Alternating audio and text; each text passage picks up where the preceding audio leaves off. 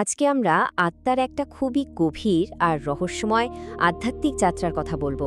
এখানে আমরা শুধু ভাগ্য বা মুক্তি নিয়েই কথা বলবো না, বরং এমন একটা পথের সন্ধান করব যা আমাদের নিজেদের ভাগ্যকেই নতুন করে লেখার ক্ষমতা দেয়।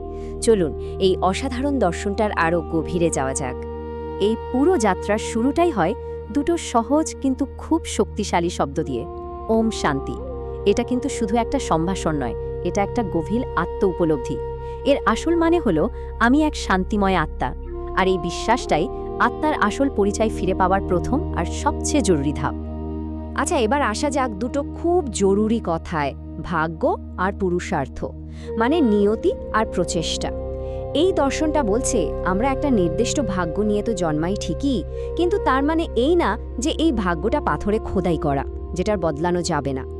আমাদের হাতেই সেই ক্ষমতাটা আছে ভাগ্যকে বদলে ফেলার, আর সেই ক্ষমতারই নাম হলো পুরুষার্থ। এই স্লাইডটা দেখুন, কি সুন্দরভাবে ব্যাপারটা বুঝিয়ে দেওয়া হয়েছে। একদিকে আছে ভাগ্য, যেটা আমাদের আগের জন্মের কর্মফল, আর সেটার জন্যই হয়তো কেউ খুব ধনী পরিবারে জন্মায়, তো কেউ আবার খুব সাধারণ পরিবারে। অন্যদিকে আছে পুরুষার্থ, মানে আমাদের এই জন্মের চেষ্টা, আর এই চেষ্টার মাধ্যমেই কিন্তু আমরা একটা নতুন আরও ভালো ভাগ্য তৈরি করতে পারি। আর এই দর্শনে বলা হয়েছে পুরুষার্থের সবচেয়ে শক্তিশালী উপায় হলো ঈশ্বরকে স্মরণ করা। কিন্তু প্রশ্ন হলো, আমাদের ভাগ্য বদলানোর দরকারটা কেন পড়ছে? কারণটা হলো আত্মা তার আসল শুদ্ধ অবস্থা থেকে অনেক দূরে সরে এসেছে। তো এই অংশে আমরা দেখব কিভাবে আত্মা তার সবচেয়ে পবিত্র অবস্থা থেকে ধীরে ধীরে নিচের দিকে নেমে এসেছে। একদম শুরুতে আত্মার যাত্রার সূচনায় সে থাকে শতপ্রধান অবস্থায়। ভাবুন তো একবার, এটা হলো আত্মার সর্বোচ্চ আর বিশুদ্ধতম রূপ, যেখানে কোনো খারাপ চিন্তা বা অপবিত্রতার একটুও দাগ নেই। এটাই আত্মার আসল দিব্য রূপ, একদম আলোয় ভরা। আরেক ঠিক উল্টোটা কি? উল্টোটা হলো তমপ্রধান অবস্থা। এটা হলো আত্মার এখনকার অবস্থা, যেখানে সে কাম, ক্রোধ, লোভ এই সব কিছুর দ্বারা পুরোপুরি কাবু হয়ে পড়েছে আর একদম অপবিত্র হয়ে গেছে। আমাদের এই আধ্যাত্মিক যাত্রার আসল লক্ষ্যটাই হলো এই অন্ধকার তমপ্রধান অবস্থা থেকে বেরিয়ে আবার সেই আলোময় শতপ্রধান অবস্থায় ফিরে যাওয়া। এই যে সিঁড়িটা দেখছেন, এটাই হলো আত্মার নেমে আসার পুরো গল্পটা। একে বলা হয় ৮৪ জন্মের সিঁড়ি। সত্যযুগে আত্মা একদম শুদ্ধ বা শতপ্রধান থাকে। ত্রেতা যুগে এসে সেই পবিত্রতা একটু কমে যায়। দাপর যুগে খারাপ গুণগুলো প্রবেশ করে আর আত্মা আরও নিচে নামতে থাকে। আর শেষে কলিযুগে এসে আত্মা পুরোপুরি তমপ্রধান বা অপবিত্র হয়ে যায়। এতক্ষণ তো আমরা সমস্যাটা নিয়ে কথা বললাম, এখন আসল প্রশ্ন হলো এর সমাধানটা কি? এই অংশে আমরা সেই পথটার কথাই জানব যা এক দিব্য পথ প্রদর্শক দেখিয়েছেন, যে পথে চললে আত্মা তার হারানো গৌরব আর পবিত্রতা আবার ফিরে পেতে পারে। আর এই জ্ঞানটা কে দেন? উনি হলেন স্বয়ং পরম পিতা, যাকে এখানে ভালোবেসে বাবা বলে ডাকা হয়। তিনি একমাত্র পথ প্রদর্শক, যিনি আত্মাদের পথ দেখিয়ে দেন যে কিভাবে এই পতনের চক্র থেকে বেরিয়ে এসে নিজের আসল শতপ্রধান রূপে ফেরা যায়। আর সেই পথটাই হলো স্মরণের যাত্রা। এটাই হলো মূল সাধনা।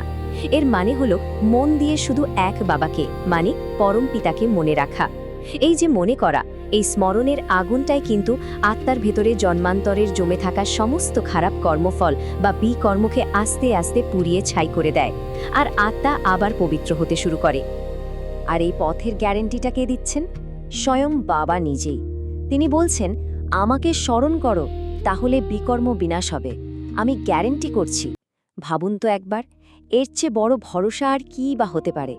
এটা একটা ঐশ্বরিক প্রতিশ্রুতি যে এই পথ কাজ করবেই করবে। আর সবচেয়ে ইন্টারেস্টিং ব্যাপার হলো, এই যাত্রাটা কিন্তু কোনো শারীরিক কসরত বা কঠিন যোগব্যায়াম নয়। এটা হলো বুদ্ধির যোগ, মানে নিজের দৈনন্দিন কাজ করতে করতে, চলতে ফিরতে শুধু নিজের বুদ্ধি দিয়ে বাবার স্মরণটা ধরে রাখতে হবে। এর জন্য কোনো বিশেষ আচার অনুষ্ঠানের দরকার নেই। এটা হলো একটা মানসিক সংযোগ।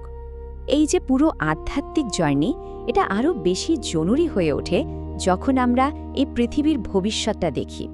এই দর্শন অনুযায়ী এই পুরনো অপবিত্র পৃথিবীটা খুব দ্রুত তার শেষের দিকে এগিয়ে চলেছে।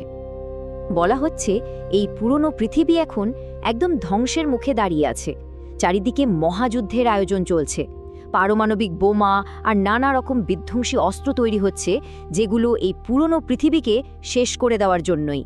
বলা যায় মৃত্যু যেন দরজায় কড়া নাড়ছে। আর এই ধ্বংসটা যে কি অসম্ভব পর্যায়ে হবে। স্লাইডে যে সংখ্যাটা দেখছেন ৩, এটা কিন্তু এমনি এমনি নয়। এই দর্শন অনুযায়ী পৃথিবীর ৪ ভাগের মধ্যে ৩ ভাগ এই মহাবিনাশে শেষ হয়ে যাবে। তবে ভালো খবর হলো, এই ভয়ঙ্কর ধ্বংসের পরেও কিন্তু সব কিছু শেষ হয়ে যাবে না। পৃথিবীর ৪ ভাগের ১ ভাগ, যেখানে ভারত রয়েছে, সেটা বেঁচে যাবে। আর এই অংশটাই একটা নতুন পবিত্র বিশ্ব বা স্বর্গে পরিণত হবে। আর সেখান থেকেই শুরু হবে এক নতুন যুগ, সত্য যুগ। তাহলে যারা এই পথে চলবে, তাদের জন্য কি অপেক্ষা করছে? তাদের লক্ষ্য শুধু মুক্তি পাওয়াই নয়, বরং যে নতুন পৃথিবীটা আসছে, সেখানে একটা উচ্চ পদ বা সর্বোচ্চ সম্মান অর্জন করা। এই স্লাইডে উচ্চ পদ পাওয়ার উপায়গুলো খুব পরিষ্কার করে বলা আছে। প্রথম কাজ হলো বাবার মতো দয়ালু হওয়া। তারপর অন্য আত্মাদেরও মুক্তির পথ দেখানো, মানে যারা অজ্ঞানতার অন্ধকারে হারিয়ে গেছে, তাদের জন্য অন্ধের লাঠি হয়ে ওঠা। আর যারা দুনিয়ার কোনো বাঁধনে বাধা নেই, তারাই সবচেয়ে ভালোভাবে এই সেবাটা করতে পারে। আর তার ফলেই নতুন স্বর্গের রাজ্যে তারা মহারাজা বা মহারানীর মতো সর্বোচ্চ পদ পায়। তো সবকিছু শেষে পুরো আলোচনাটা এসে দাঁড়ায় এই একটা গভীর প্রশ্নে। এটা শুধু একটা প্রশ্ন নয়, এটাই পুরো পথের সারমর্ম আর একটা ব্যক্তিগত আমন্ত্রণ। নিজের বুদ্ধির যোগ কি সে পরম পিতার সাথে যুক্ত করা যায়? এই যাত্রার সিদ্ধান্তটা আর তার ফলটা, সেটা কিন্তু একেবারে নিজের।